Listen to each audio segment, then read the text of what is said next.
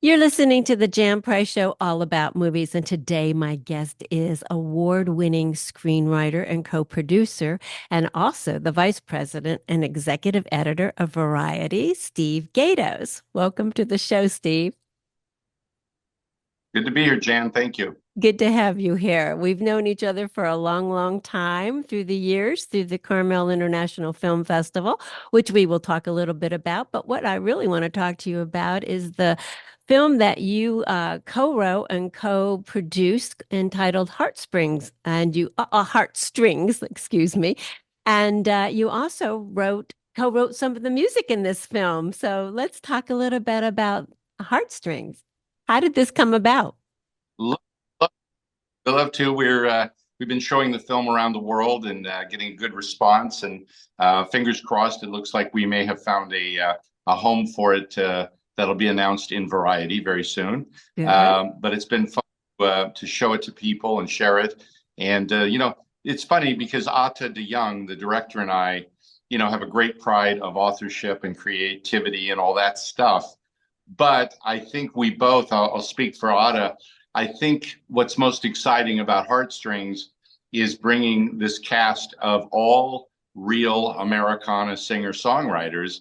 There are no actors in the movie per se. There's a couple of background players who are actors or supporting players, but all the leads are actually working singer-songwriters who are immensely gifted and exciting talents, and they're darn good actors. So I think bringing their work and their creativity and their careers to light is probably the most fun we've had making this film. Oh, I'm sure that is. I was wondering that when I was watching the film, I thought, is it really them singing? Are they the actual? Because Mhm. you never know anymore No, today.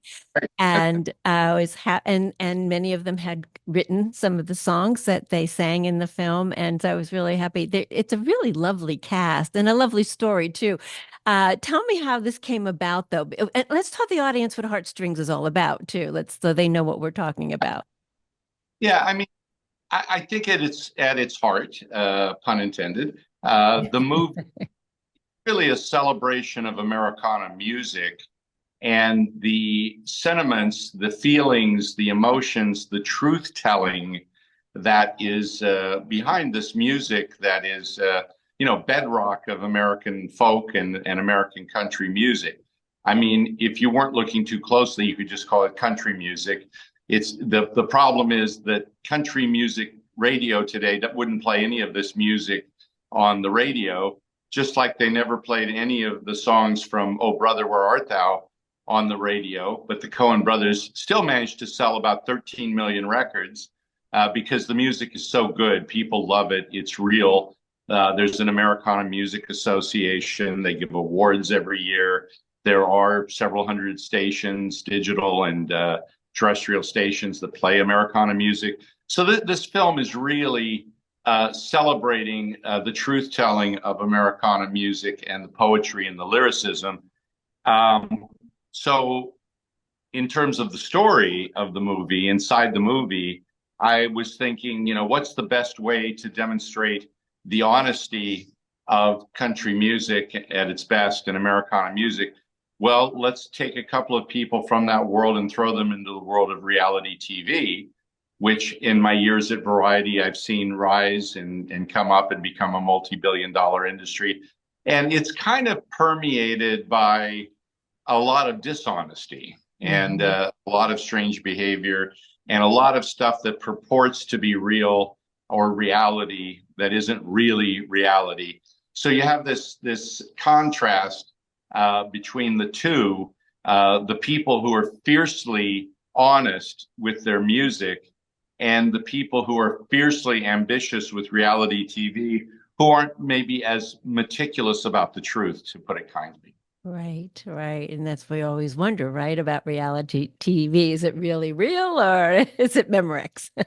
I hit them with one brush and say it's all fake, but I don't think it's going to come as any surprise to the people who see our movie that we kind of poke fun at it and we sort of lampoon it a bit, or we bemoan it a bit.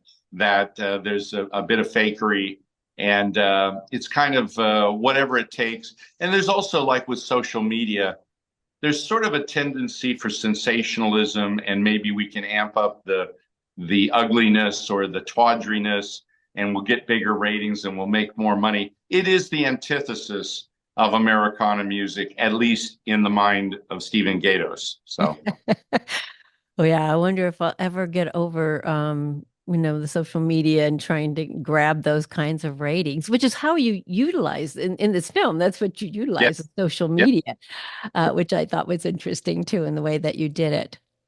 yeah. It's all the Wizard of Oz. You know, there's somebody behind the curtain pulling the levers to make it go one way. There's a lot of variety reporting inside this movie. If you're really looking closely, or you know the entertainment business, it may be lost on people that one of the plot points is that they're faking this contest of Americana, husband versus wife, singer-songwriter versus singer-songwriter. They're faking it to make the guy win, because in country music today, it's 90% male music. Mm. You know, country music, radio, concerts, women are still worse than ever, a distinct minority in that world. There's a reason Taylor Swift fled country music. It's no home for young women, uh, generally speaking. I was gonna say why. The numbers, if you read a Variety, the concert, the tour grosses, the record sales, the downloads, every way you measure country music today, it's a male dominated art form. And in our movie, of course, the young woman in the story is the one who's really more powerfully talented and original and creative and sticking to her guns. And they don't want that. They don't want they don't want the honest winner to win. So, Why do you think that's true in today's world of country music? well, country music, the women have always been the outlier. You know, there's been incredible women in country music like Tammy Wynette and Patsy Cline and Dolly Parton, but they've always been a minority. It's not 50-50. It's more like 85-15 or something. But in the heyday of the great country music, which I would say, you know, kind of ended around 1975 or 80, I will say that controversially, knowing that not everyone. But in my view, the great golden age of country music probably is from the 40s and 50s through the 60s and 70s. Women were always secondary in sales and concerts to men. It just wasn't as pronounced as it has been the last, say, 20, 25 years. So, having said that, we'll digress a little bit, but Mhm. how do you, well, you say Taylor Swift left the country, world, but she's just phenomenal. I mean, she's just a phenom beyond, she and Beyonce are like, Yeah, goddesses in the, herself, yeah, she wanted to express herself in ways that didn't fit into the country music format. It's what birthed her, you know, it's what started right, her, but right. she did not stay inside it and be contained by it, because she's a pop star. And as Elvis Presley's manager, Colonel Parker, deduced 50, 60 years ago, the big sales are in the middle of the road. The middle is where, and pop music, people forget that as much as Elvis loved black music, he really wanted to be Dean Martin, you know, and Mm. Dean Martin was selling boatloads of records when Elvis was coming up. So to me, Taylor's strategy fits right into what we've always known, which is, the sales are in the big center, not at the edge of rock or the edge of country. So Interesting. And I here we sound have, like a guy, you sound like the what? a guy from Variety, because I've been, I see things through the prism of the business reporting at our newspaper, or our magazine now. So, you know, that it is, we even have a credit in the movie that this is derived from reportage and stories in Variety. Interestingly enough, one of the key things in our story is that the man who is launching this reality TV show and brings this young, idealistic two singer-songwriters into this competition, this character named Ray Pursell, um, he's an abusive, bad guy, sexual abuser and a crook and just a bad human being. Ata de Young, the director, lives in Amsterdam. And the big entertainment story in Amsterdam the last few weeks has been the trial of a music competition reality person who I believe is going to prison for sexual abuse. Oh, really? So when that our movie is based upon stories from Variety, it's not an exaggeration. It is not an exaggeration. Well, tell me how did you get into screenwriting? I mean, you started, I don't want to date you in this, but you started a long time ago. Sorry? It becomes harder to not date myself. By the way, I'm doing a screening again. I did this in Porto, Portugal, where we premiered our film in March at something called Fantasporto Festival, and they were kind enough to give me a Career Achievement Award, which is what they give you in show business. So I got an award. But we showed a movie there, and I'm showing it at the American Cinematheque in Hollywood, August 26th. It is the first movie I ever worked on, and it's called Cockfighter, directed by Monty Hellman, starring Warren Oates and Harry Dean Stanton. So once I tell you that movie came out 50 years ago, this is the 50th anniversary of that year. You can calculate that if I worked on the movie, I must have had a driver's license, so I must have been at least a certain age. I said I was going to date you, but if you want to date yourself, that's okay. I date myself here too. I'm celebrating the anniversary of the first movie I ever worked on. That's exciting. That's exciting. And that's what's going to screen at Cinematheque in LA? That's it. Cinematheque just screened Heartstrings. We had a really nice Hollywood premiere at Cinematheque a few weeks ago. And because Monty Hellman is sort of a legendary indie maverick filmmaker, and Cockfighter actually, the year it came out in 74, it actually made a lot of 10 best films of the year list. It won't be known to a lot of people because it was barely released theatrically. It was banned in the UK because it actually is about an illegal sport that's quite violent and pretty ugly. And it's pretty authentic. There's a warning on the announcement of the film at the Cinematheque that this is actually a movie about real people fighting, these fighting cocks, and all over the South. We shot it. It was kind of an inspiration to Heartstrings. My first movie we shot on location in Georgia about a competitive subculture. And 50 years later, I made Heartstrings, which we shot in the South about a competitive subculture. And I like to say that the only thing today that's as violent and vile and despicable as cockfighting is reality TV. So I've come home and I found the 21st century version of cockfighting. It's called reality TV music competitions.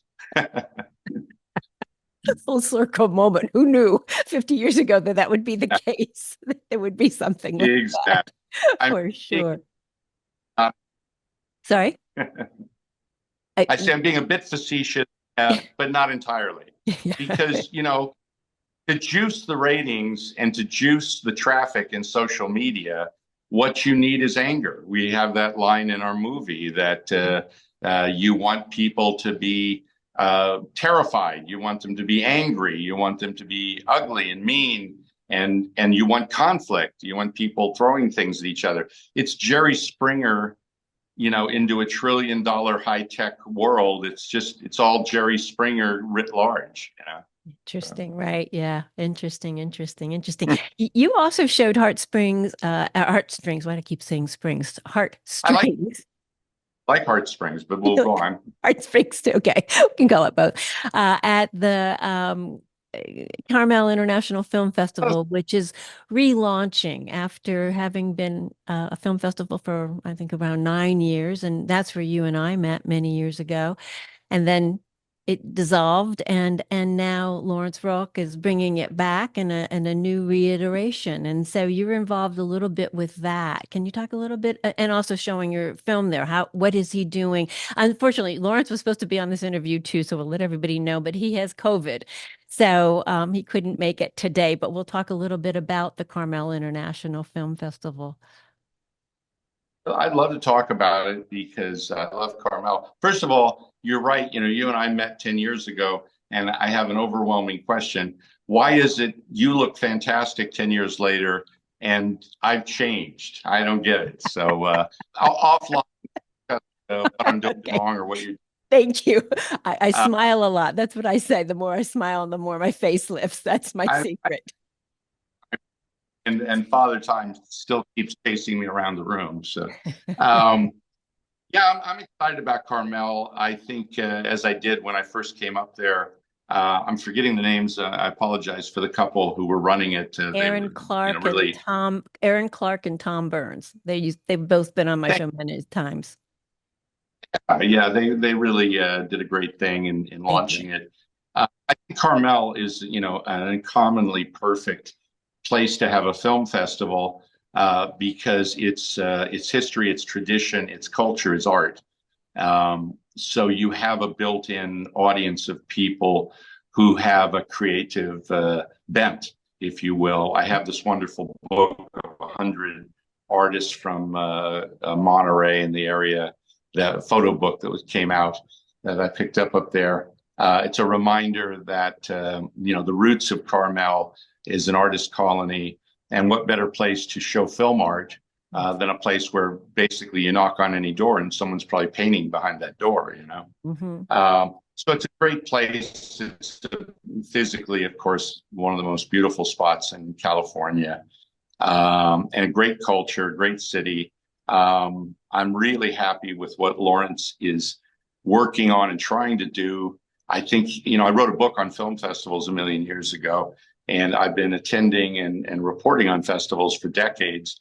So I feel like I can say that he's doing, virtually everything the right way. Some baby steps, some modest first steps to try to get the traction. He's also focused on serving his community with films that he feels they'll be receptive to, they'll be interested in. So he's gearing his thinking about the festival toward what does Carmel want and need, which I think is a fantastic way to start. And the more you burrow into it, the more you start discovering all these interesting people who have some connection to the Monterey area, to Northern California.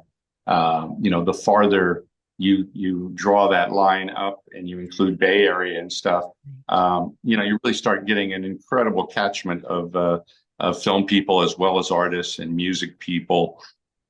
So I'm hopeful that we can, with these first steps, hopefully variety can be involved and bring that kind of Hollywood, what would I call it? The Hollywood perspective or the Hollywood POV, and draw attention to it, but also, have what we've been doing at film festivals. We celebrate our 120th birthday next year. Wow. So Wow. Variety was actually on the ground at the very first film festival, which was Venice, Italy. And I think that's something like 81 years ago. Something like that. Yeah. First Cannes Festival. We were the first every festival of importance in the world. Uh, So we've been covering it with experts and photographers and writers and film critics. So, being in Carmel, we hope this is a new startup and a rekindling of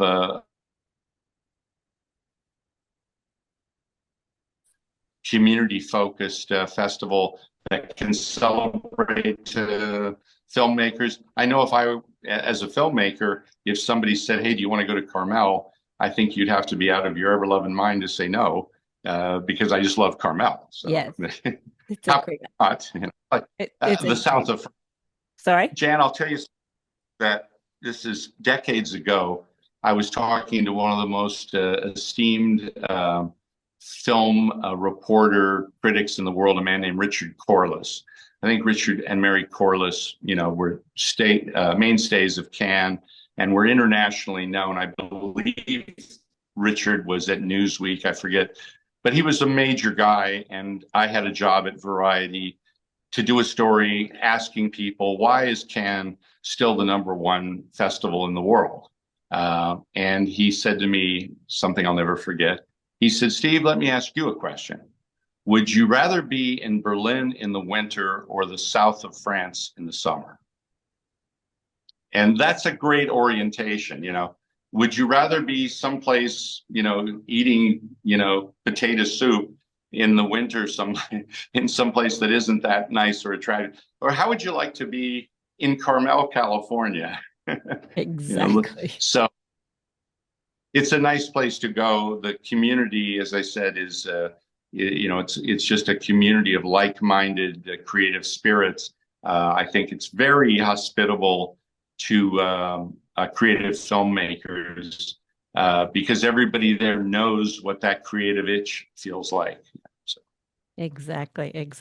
Yeah. Well, I'm happy that the film festival's coming back for sure. I was very sad when it had dissolved, when it did, but understood completely. And so I'm happy that Lawrence is resurrecting it and making it better. And we'll put to where you can buy the tickets and what the dates. Do you know the dates of the film festival off the top of your head? What are the dates? But I believe it's the first week of October, so something like October 4th and 5th, around That's there. what I thought too, but I'll double check that so our listeners know and they can purchase tickets to go to the film festival. Obviously, you will be there. Yeah, Take it. Are you going to show Heartstrings again? we may show it again. I don't know if there's a demand or an audience to do that again, but we may. We won't be coming out, on our the sale that it looks like is happening now. We wouldn't be coming out on streamers and all that until the beginning of next year.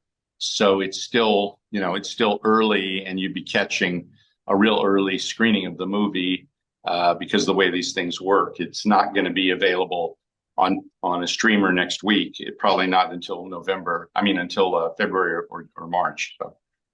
Okay, well, good. Things are moving forward with that. How did you, I mean, you've been the vice president and executive editor of Variety for a long, long time. How did you transition from starting your career in films to your role at Variety? Well, Variety killed my film career. So, Variety, who drove me into the poverty of journalism. Slight exaggeration, but funny story. I went to Cal Arts way back in the day. I met a filmmaker who became kind of my Zen master guru, brother, father, whatever, Monty Hellman. The great American novelist and critic, Steve Erickson, I think, described Monty best. He said, Monty Hellman is the ultimate outlaw filmmaker. Well, if you side with an outlaw, you better be ready to live in a cave and always be ducking the law. And so I worked with Monty for 50 years, and we made some movies together that I'm very proud of. But that all started back in the early 70s.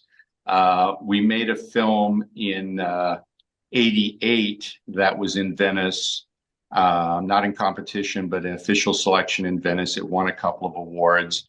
And a Variety critic broke the screening embargo. We were having a sales screening in Cannes in the market, and a fellow from Variety broke into the screening unbeknownst to us. Back in those days, Variety came out on Wednesday in print. That's all there was, 1988.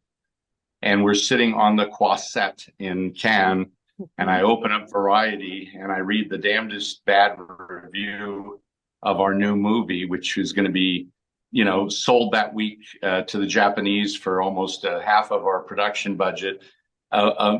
He killed all of our business, I think, irresponsibly and unethically.